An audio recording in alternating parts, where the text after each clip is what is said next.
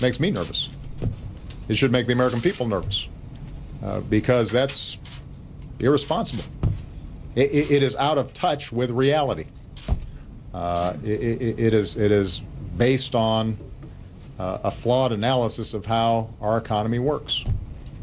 You cannot pay some bills and not others and think somehow that the fact that you're paying some bills protects you from a loss of credit worthiness. That's not what happens in our own personal lives. I don't know why people think that that's how it works for the United States government. Do you think you might have emergency powers that you could use after any default situation? We have used a lot of our emergency powers. Jack Lew has used extraordinary measures to keep paying our bills over the last several months.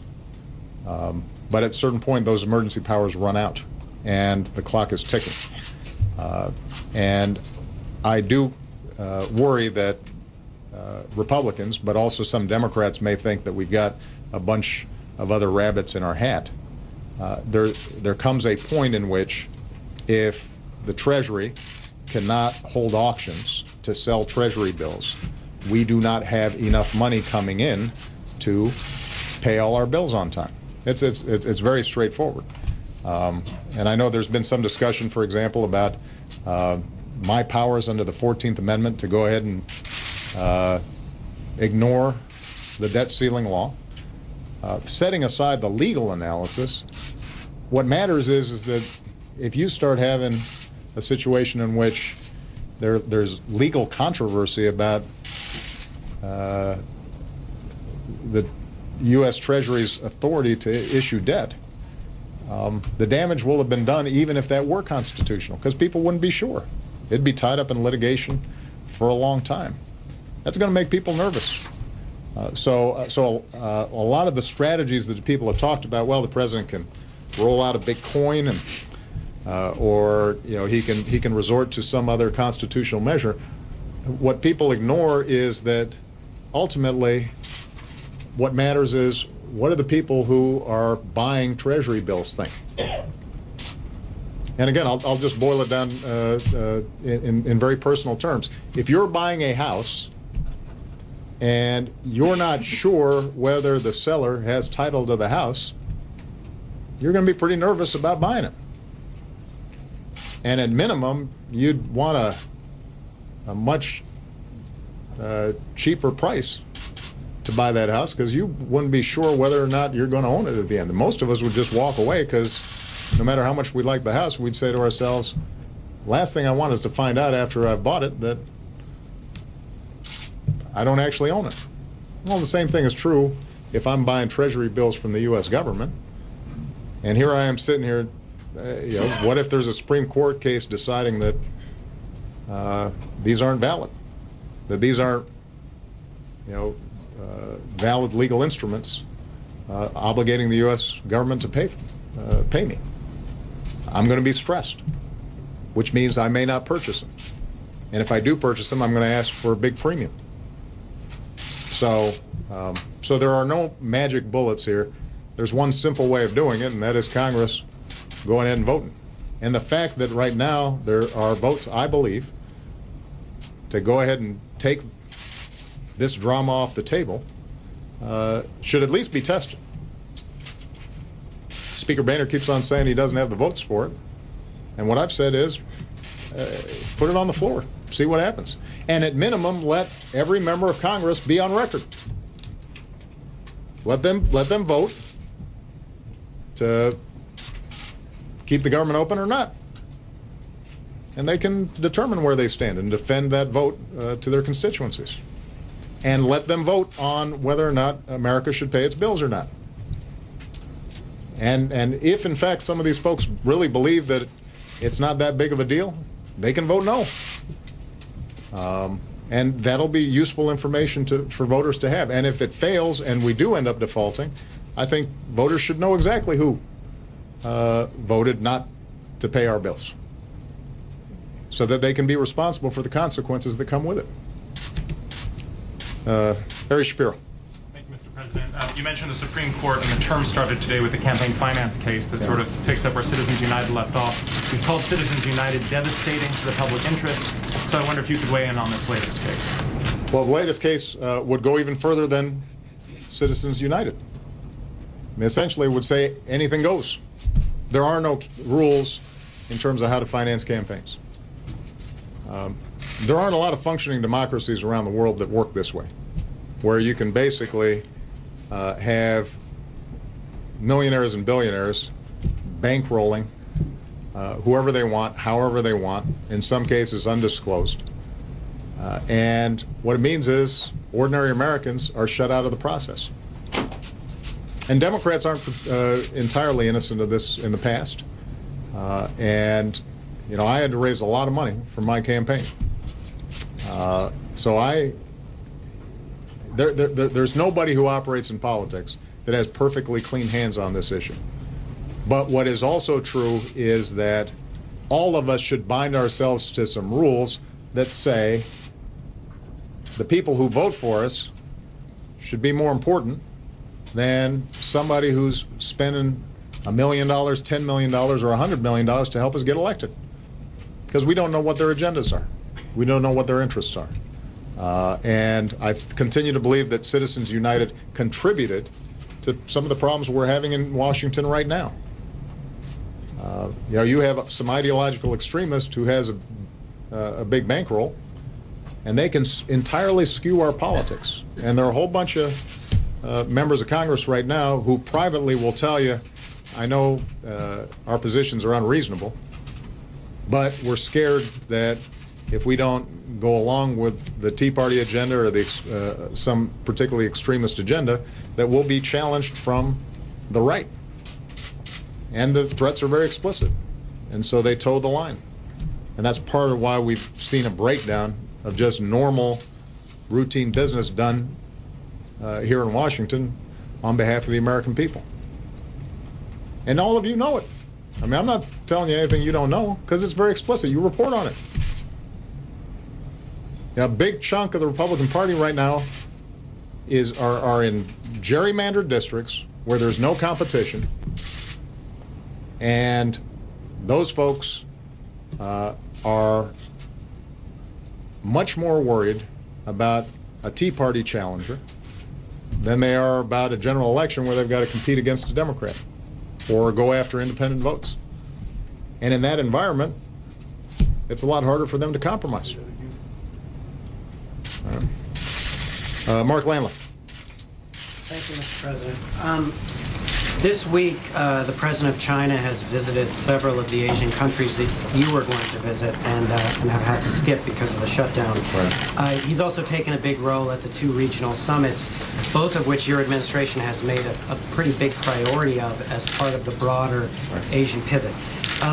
Does China benefit from the chaos in Washington? And then more broadly, you've said in general that this hurts the reputation of the United States overseas. Are there specific things that you can point to where you already have seen some damage? And one that occurs to me is the trade deal that you've tried to do in Asia. The leaders today announced that they still want to wrap it up, but they no longer are able to say they want to wrap it up by the end of this year. Had you been there, do you think you could have gotten that additional push? I think that's a great example, and we don't know, but it didn't help that I wasn't there to make sure that we went ahead and closed a trade deal that would open up markets and create jobs for the United States and make sure that countries were trading fairly with us in the most dynamic, fastest growing market in the world. I should have been there. But you know, I can tell you, because I had to apologize to some of the hosts' countries, that they understood that the most important thing I can do for them and the most important thing I can do for the bilateral relationship in America's reputation is making sure that we reopen our government and we don't default.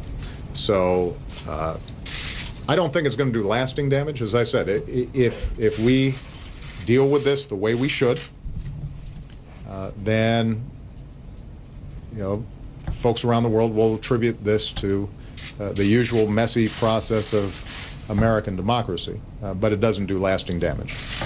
In the short term, I would characterize it as missed opportunities.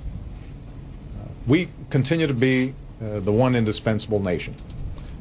There are countries across Asia who have welcomed our pivot because they want to do business with us. They admire our economy. They admire our entrepreneurs. They know that their growth is going to be contingent on working with us. They care about the security environment that we help maintain, and the freedom of navigation and commerce that is so important to them. So it's not as if they've got other places to go. They want us to be there, and they want to work with us. But in each of these big meetings that we have around the world, a lot of business gets done. And in the same way that a CEO of a company, if they want to close a deal, aren't going to do it by phone. They want to show up and look at somebody eye to eye and tell them why it's important, and shake hands on a deal. The same thing is true with respect to world leaders. And the irony is, our teams probably do more to organize a lot of these multilateral forums and set the agenda than anybody. I mean, we end up being engaged much more than China, for example, in setting the agenda and moving this stuff forward. And so when it's almost like me not showing up to my own party. I think it creates a sense of concern on the part of other leaders, but as long as we get through this, they'll understand it, and we'll be able to, I believe, still get these deals done. The last point I'd make, though, is we can't do it every 3 months, right? I mean, back in the 90s, we had a government shutdown. That happened one time, and then after that, the Republican Party and Mr. Gingrich realized this isn't a sensible way to do business, that we shouldn't engage in brinksmanship like this. And then they started having a serious conversation with President Clinton about a whole range of issues, and they got some things that they wanted. They had to give the Democrats some things that the Democrats wanted. But it took on a sense of normal democratic process. So here we already went through this once back in 2011.